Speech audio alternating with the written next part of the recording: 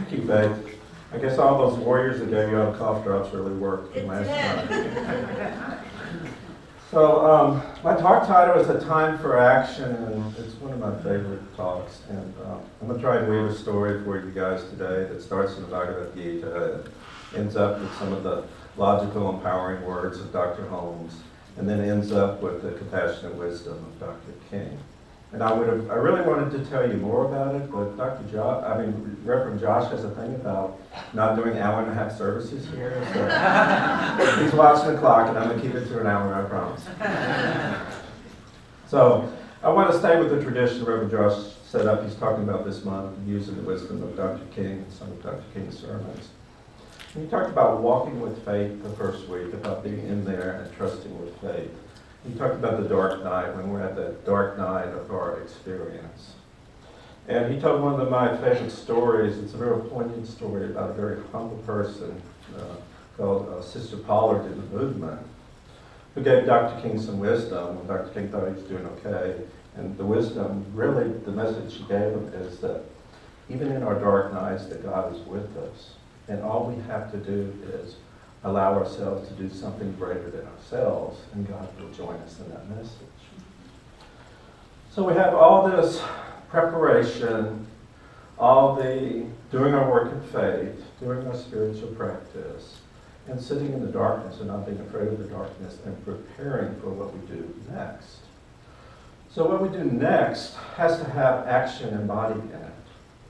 And so when is the time for action? Does anyone here in the room have an idea of when we should take action? Now, yeah. I knew I'd get that answer with the Center for Spiritual Living crowd. But when we're looking at evaluating our time in our life or taking action, sometimes some negative things in our life can trigger us, like if our life isn't working, it might be time to take action. Maybe if we feel stuck. Maybe if we feel helpless. Maybe if your past decisions just haven't gotten you to where you need to be. Or maybe there's something about you just don't feel whole and you don't feel integrated. Well, that might be the time to take action and do something about your life. Or, on the other hand, maybe what you have been doing is working. Maybe you need to continue to do that for it to continue to work. Because if you want to continue to manifest things, you have to continue taking action and put the thoughts to work. Or maybe you want to expand it further. You want to experience a life that's more fulfilling, more full of peace, more full of joy. So you want to supercharge your life. So that can be a point in time when you take action. So before I talk about the steps to take action, I want to talk about the reality if we choose not to take action. I want to talk about inaction. And one of the things I love about this tradition, our Center for Spiritual Living tradition, we can gain insight from all the other faith traditions. So the story I want to start with on inaction is my favorite story in the Hindu tradition. That's the Bhagavad Gita. And I'm going to be paraphrasing a lot of the scripture today. And I tell people here that my advice to you is to make your spirituality personal. Don't go do what someone you respect tells you to do. Go what actually physically, personally, and compassionately works in your life. And see, that's why I like the Bhagavad Gita so much, because as the story of the Gita unfolds, it's not a spiritual book of practice that unfolds in an ashram or in a mountaintop. It's a practice that unfolds on the battlefield. In fact, the entire book is based on the battlefield. It's also known as the Sermon on the Battlefield. And the start of it is the most important part, because the start of it, it's a war going on, but it's not just any war. It's an enormity of what we would call a world war, something worse. And it's not just a battle for external kingship, power, or land. It's much more than that. It's a battle for the future of humanity itself. Because humanity has lost its way, and it's lost that essence of all things which hold things together. It's lost its conscience. It's on the brink of losing that which guides the unfoldment of humanity to evolve in a spiritual manner. Because it's progressed and it's at the end of a world that's sort of a dark area in the time of humanity. So there's two factions that have emerged. One faction is ruled by external power and the knowledge of self, and seeing everything as an external battle for power, for dominance, and there is no spiritual side behind it. And the other side is sworn to uphold nobleness and truth. And for me, I've seen this external faction, the first one I've talked about, in our society for the last 20 or 30 years. So it's at this stage we meet our hero, Arjuna. And for me, I love a spiritual book that has a hero, has action to it, everything like that. Because spirituality, what I'm talking about today, is the action part of spirituality. So I love the Bhagavad Gita for this. So Arjuna comes from a long caste of warriors. He's actually known as the one that cleaves to truth. His reputation that he is frank, he is straightforward, he is truth-speaking, truth-acting. And these traits are what gives him enormous strength and prowess on the battlefield. And he has a partner in this battle. He's accompanied by a Hindu god, Lord Krishna himself. And remember, in the Hindu tradition, this is what Ernest Holmes loved about the Hindu tradition. He says they were the first ones to come up with the concept of a unitive consciousness. So in the Hindu tradition, there's multiplicity of gods. And the reason it is because an image, they cannot think of one image that could apprehend and describe all the different aspects of God, all the different aspects of this unitive consciousness that we are. So that's why there's a multitude of gods. And at first, Arjuna doesn't know that Krishna is actually a god, so he's just his charioteer or his friend in the chariot, so to speak. So Krishna asked Arjuna to take him to the middle of the battlefield to survey the situation, and he does. And this brave warrior Arjuna, when he gets to the middle, he does something very uncharacteristic. He falls to the bottom of the chariot, paralyzed with fear, paralyzed with complacency. And he says this, "How can I fight with these people, bear arms against those who I respect and feet I should touch? This is not honor. This is a great civil war where I will have to kill my relatives. I will incur great sin, and all the laws which hold our state together will be broken down. There will be rampant chaos. There will be no force that will keep us civilized if I defeat that which maintains the structure in my very world. I cannot be a part of this battle." And with that, he falls to the floor of the chariot, paralyzed. Now, Arjuna has just entered a state of consciousness that I, for one, know that I've lived a good part of my life in. And that's part of not being able to go forward and take action. And even though we're not taking action, believe me, there are some very, very, very real consequences of that choice not to take action. And so for me, looking back in my life, the most transformative thing I ever did was go to ministerial school. And I remember when I first started, they got us together, and it was the first spring retreat I had. And they made us sit down and talk about when we had the first call to ministry. Well, I wrote down, I had called to ministry at the ages of 8, 18, 30, and I finally formally answered the call at age 53. And I had all these, being an engineer, lover of trouble, I had all these logical reasons why I couldn't do it, like sending thousands of resumes out 25 years ago and couldn't relocate my career. But that was just excuses. And the reality is that time stops for no one. And there's no better time to do something than right now. And once you decide to do something and you follow it up with action, the universe absolutely conspires to fulfill that decision and provides all that is needed. And so for me, that caused me to transform my life. Of one life, I had gained a lot of intellectual knowledge, but I realized I was sitting on the sidelines, not just sitting on the sidelines, judging what everyone else was doing. And so for me, the transformation that I needed to make was be there and bring everything I had to the table. And to me, what I've learned through ministerial school And what I know will be very important in my ministry is being in touch with community, which is just the opposite of where I was. And I had some hard times. I realized during that time I was in an extremely dysfunctional marriage, and I had the courage to end that marriage. And, you know, that part of ending that marriage was giving up a lot of my life savings and giving up the concept of a very nice retirement. Well, the Buddhists say that what causes our suffering is our attachments. So I know I've given up all my attachments, and they tell us in ministerial school, you shouldn't process what you're going through in front of your congregation. But I can't give you a rain check. I do know I'm going in the right direction. And in 2 years, I'll show you all the wonder, all the freedom, and all the wisdom that I now know behind that thorny road that I'm going through now. But this I do know. What life is all about is just putting one foot in front of another and just trusting the process and focusing on your intentions. If you don't know your intentions, go to prayer to figure them out and just following that path.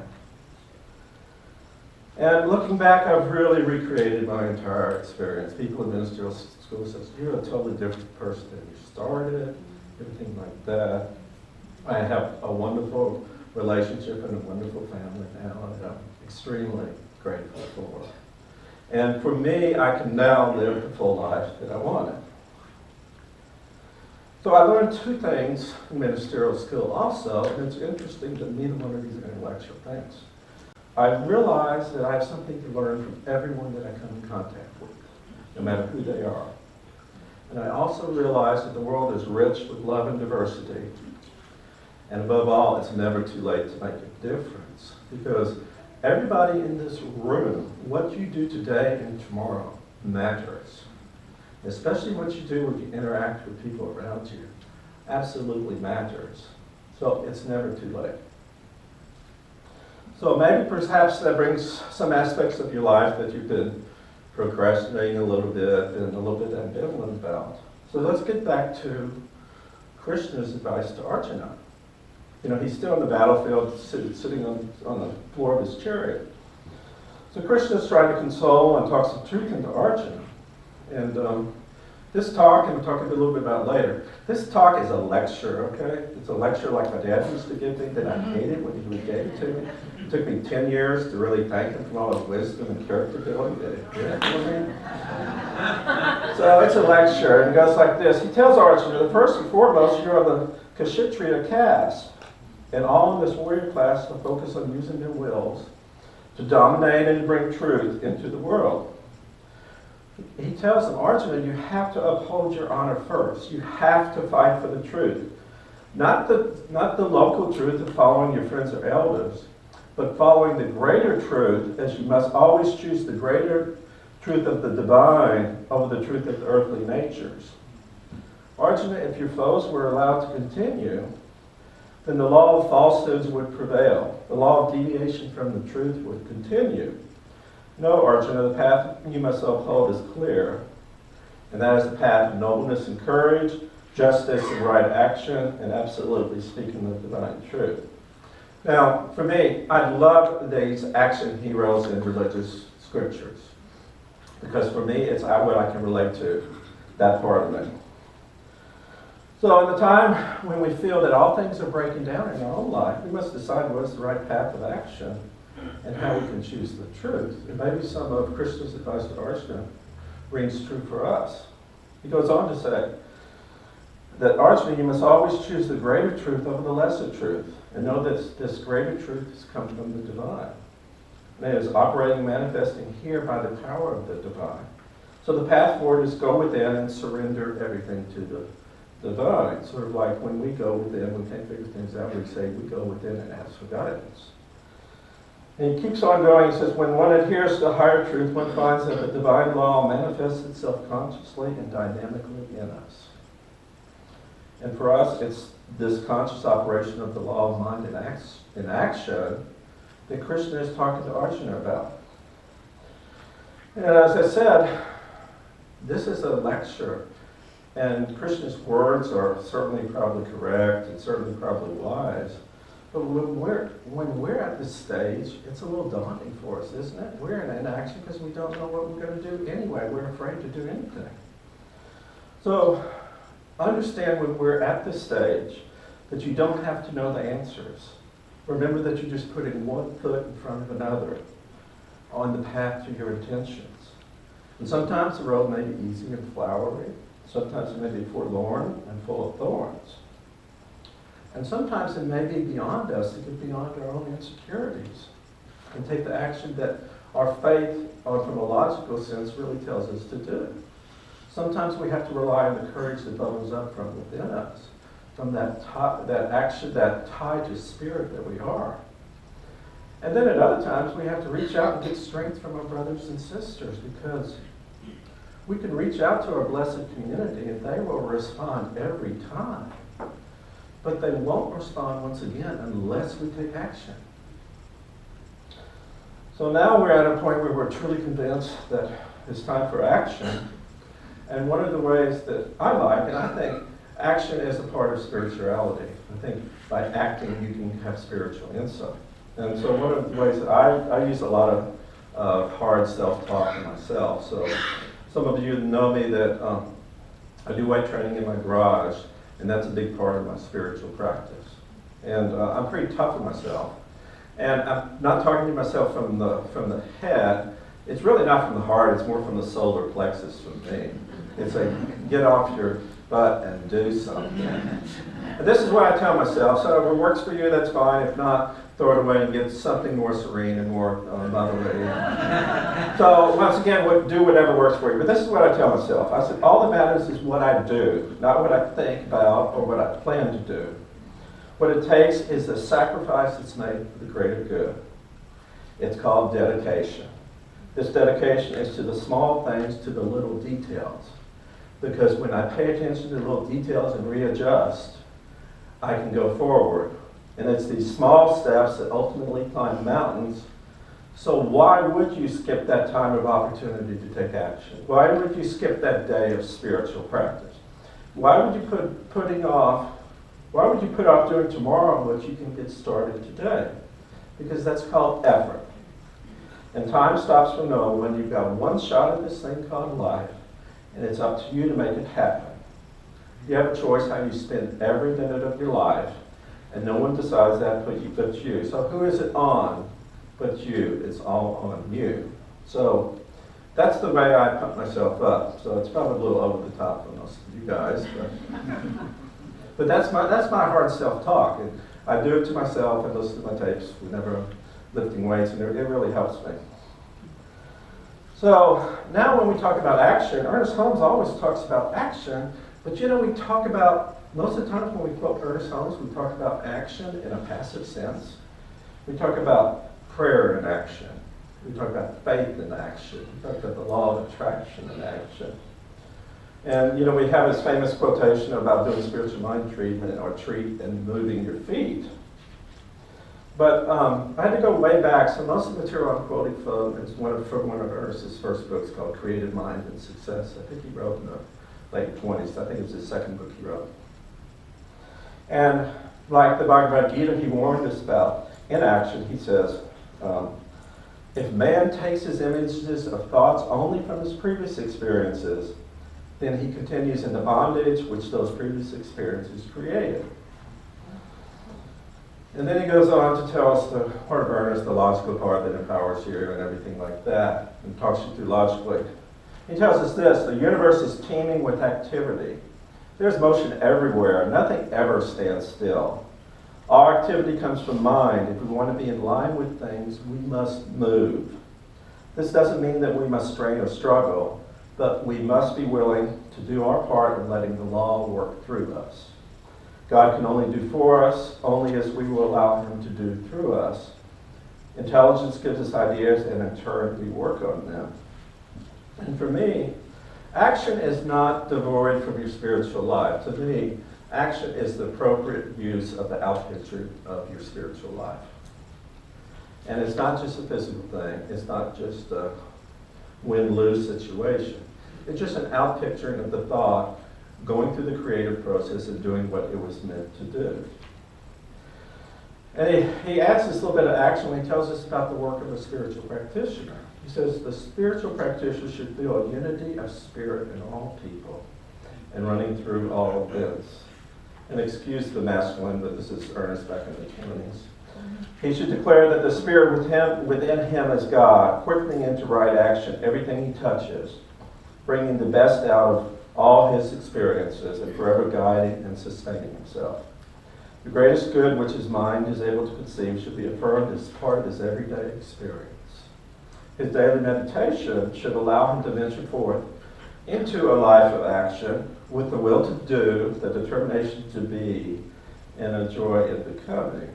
And he ends this whole series of description of action with these words. He says, great things are done by people who think great thoughts and then go out into the world to make their dreams come true. And so that's what Ernest Holmes said about action, and for me it's a logical way to proceed with it. And I think one of the reasons he talked about it earlier is after he'd written a few books, it was sort of ingrained in the culture. And so I've been in this CSL movement for now almost 50 years. And once again, I mentioned it earlier, what makes me so empowered to be in this movement is the aspects of inclusivity that we have. And we were just talking about the Bhagavad Gita, and now I want to talk about a lecture that Dr. King did.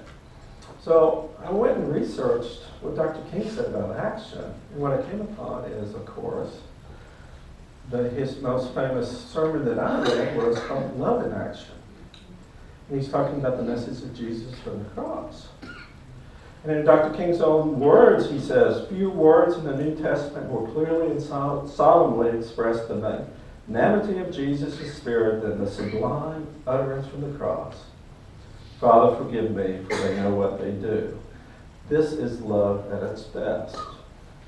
And what he's telling is the message of Jesus.